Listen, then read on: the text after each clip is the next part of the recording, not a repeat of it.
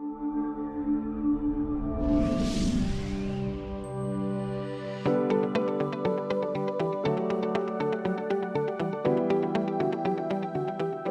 la base, on doit être à l'écoute. On doit être à l'écoute de notre communauté, des parents, des enfants, des élèves.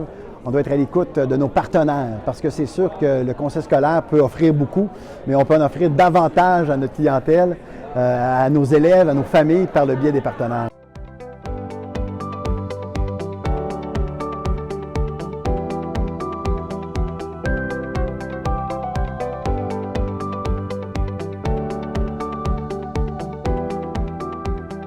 L'équipe en pédagogie, puis ont vraiment fait le lien au complet avec tout le curriculum d'Ontario et tous les autres programmes qui existent, donc que ce soit éco-citoyenneté, littératie financière, donc tous les autres documents avec lesquels on doit travailler, puis de l'inclure de façon à dire, bien ça c'est un arrimage.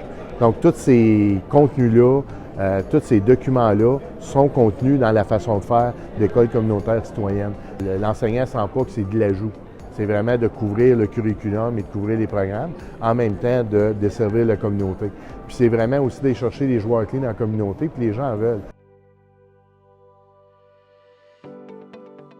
Se faire confiance, de faire confiance aux autres,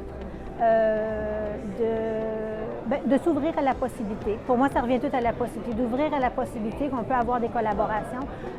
Souvent, on n'a peut-être pas toutes les réponses.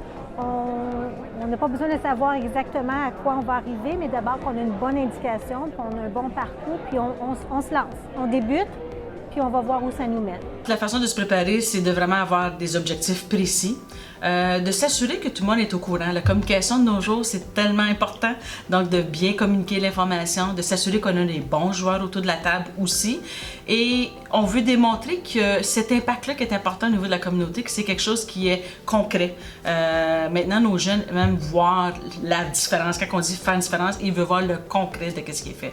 Alors, je pense qu'avec ces différents éléments-là, c'est ça qui fait qu'on peut avoir des beaux projets là, mis sur pied. Puis on a débuté, regardez le projet des petits entrepreneurs. Il y a 3 écoles la première année. Mais là, les autres écoles ont vu ça, puis on dit « Wow, c'est beau, ça fonctionne. » Mais on n'a jamais forcé. On n'a jamais obligé les écoles à participer. En bout de ligne, l'école devient un lieu de rassemblement. Et puis, c'est notre communauté qui va nous dire qu'est-ce que ça nous prend pour qu'on se rassemble à l'école, quels sont les services qu'on va aller chercher, quels sont les besoins que nous avons comme communauté. Et chaque école a ses propres besoins. Et puis, en étant à l'écoute de chacune de ces communautés-là de façon très particulière, on est en mesure de répondre non seulement à ces besoins-là, mais aux attentes que les familles ont envers nous comme établissement scolaire. La francophonie a plusieurs visages. On parle de gens de souche, on parle de nouvelles familles arrivant au Canada.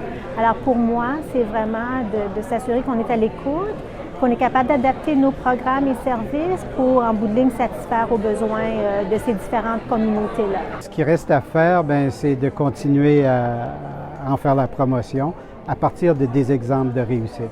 On a un travail de tous les jours à faire pour sensibiliser les gens à l'importance d'avoir une école qui est présente dans sa communauté.